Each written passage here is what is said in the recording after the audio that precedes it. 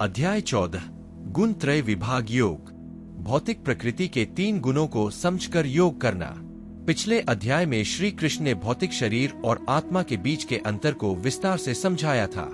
इस अध्याय में वे अपनी भौतिक ऊर्जा की प्रकृति के बारे में बताते हैं, जो शरीर और उसके तत्वों का स्रोत है। इस प्रकार यह मन और पदार्थ दोनों का मूल है। भौतिक प्रकृति 3 गुणों से बनी है: सत्व अच्छाई, रजस जुनून और तम अज्ञान। चूंकि शरीर, मन और बुद्धि प्रकृति में भौतिक है, इसलिए उनमें भी ये 3 गुण होते हैं और इन गुणों का संयोजन व्यक्ति के चरित्र का आधार बनता है। शांति, नैतिकता, कल्याण, शांति आदि सत्वगुणी लोगों के गुण हैं। जो लोग जुनून से प्रेरित होते हैं, उनकी इच्छाएं और महत्वाकांक्षाएं अनंत होती है। वे उन्हें संतुष्ट करने और सांसारिक उन्नति के लिए काम करने का प्रयास करते हैं। हालांकि जो लोग अज्ञानता के गुण में होते हैं, वे आलस्य, अत्यधिक नींद, भ्रम, नशा और अन्य बुराइयों से ग्रस्त होते हैं। एक आध्यात्मिक साधक को भौतिक प्रकृति की इन तीनों अत्यंत शक्तिशाली शक्तियों से निपटना पड़ता है। एक बार जब आत्मा इन तीनों गुणों से ऊपर उठने में सक्षम हो जाती है, तो उसे प्रकाश प्राप्त होता है। इन गुणों के चंगुल से मुक्त होने के लिए श्री कृष्ण अर्जुन को एक सरल उपाय बताते हैं, जो है अपना मन भगवान में लगाना। वे कहते हैं, चूंकि परमेश्वर इन तीनों गुणों से अप्रभावित है, इसलिए जो कोई भी अपना मन भगवान में लगाता है, वह भी भौतिक से दिव्य स्तर तक उठ जाता है। यह सुनकर अर्जुन उन प्राणियों के लक्षणों के बारे में पूछता है, जो इन तीनों गुणों से ऊपर उठ गए हैं। अर्जुन के प्रश्न का उत्तर देने के लिए श्री कृष्ण ने मुक्त आत्माओं के गुणों के बारे में व्यवस्थित रूप से विस्तार से बताया।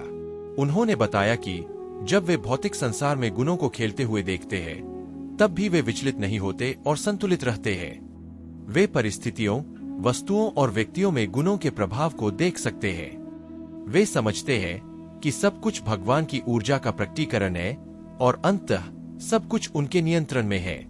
इसलिए वे सांसारिक परिस्थितियों से अप्रभावित रहते हैं। वे प्रतिकूल परिस्थितियों में दुखी या विजय में उल्लासित महसूस नहीं करते हैं और बिना विचलित हुए स्वयं में स्थित रहते हैं।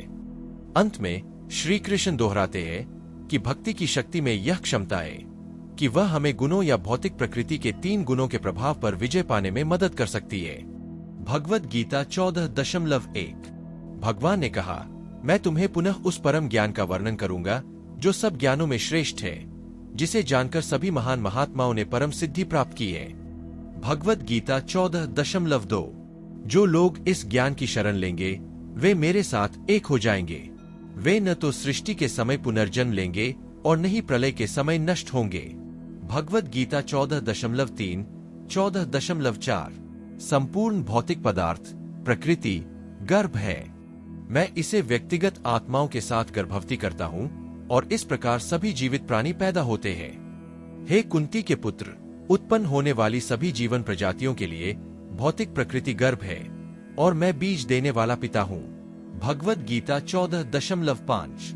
हे महाबाहु अर्जुन, भौतिक ऊर्जा में 3 गुण होते हैं: सत्व अच्छाई, रजस जुनून और तम अज्ञान। ये गुण शाश्वत आत्मा को नाशवान शरीर से बांधते हैं। भगवद गीता 14.6।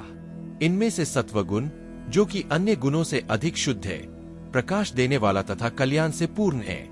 हे पाप रहित, यह सुख और ज्ञान की भावना में आसक्ति उत्पन्न करके आत्मा को बांधता है। भगवद गीता 14.7। हे अर्जुन, रजोगुण वासना की प्रकृति का है। यह सांसारिक इच्छाओं और स्नेहों से उत्पन्न होता है और सकाम कर्मों से आसक्ति के माध्यम से आत्मा को बांधता है। भगवद गीता 14.8।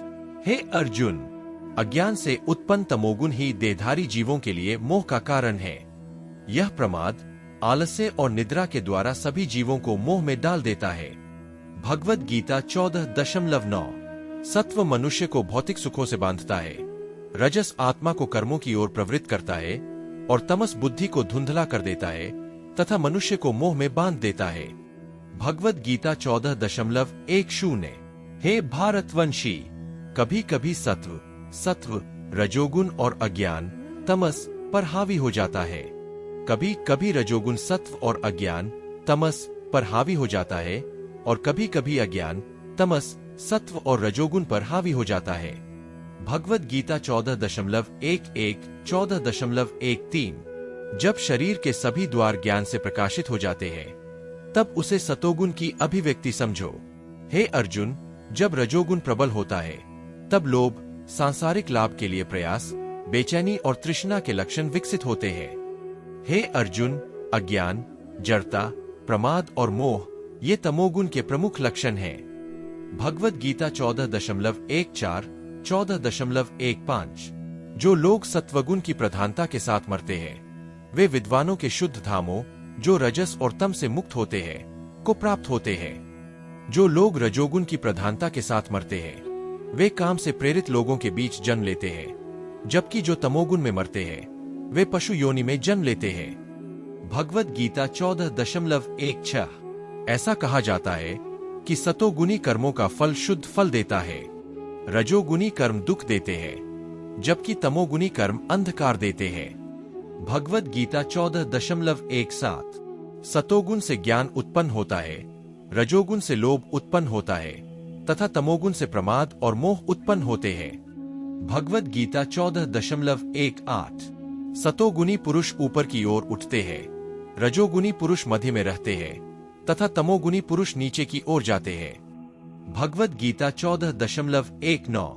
जब बुद्धिमान पुरुष यह देखते हैं कि समस्त कर्मों में तीनों गुणों के अतिरिक्त कोई अन्य कर्ता नहीं है तथा वे मुझे इन गुणों से परे जानते हैं, तो वे मेरे दिव्य स्वरूप को प्राप्त होते हैं। भगवद गीता 14.20। शरीर से संबंधित प्रकृति के तीनों गुणों को पार करके मनुष्य जन्म, मृत्यु, बुढ़ापे और दुख से मुक्त हो जाता है तथा अमरता प्राप्त करता है। भगवद गीता 14.21। अर्जुन ने पूछा, हे प्रभु, जो लोग तीनों गुणों से परे चले गए हैं, उनके क्या लक्षण हैं? वे कैसे कार्य करते हैं? वे गुणों के बंधन से कैसे परे जाते हैं? भगवद गीता 14.22 14.23। भगवान ने कहा, हे अर्जुन, जो व्यक्ति तीनों गुणों से परे है, वे न तो प्रकाश जो सत्व से उत्पन्न होता है से घृणा करते हैं, नहीं कर्म जो रजोगुण से उत्पन्न होता है से, और नहीं मोह जो तमगुण से उत्पन्न होता है से, जब ये प्रचुर मात्रा में विद्यमान होते हैं, और नहीं इनके अभाव में इनकी लालसा करते हैं। वे प्रकृति के गुणों के प्रति उदासीन रहते हैं और उनसे विचलित नहीं होते। वे जानते हैं कि केवल गुण ही कार्य करते हैं। वे बिना विचलित हुए स्वयं में स्थित रहते हैं। भगवद गीता 14.24 14.25।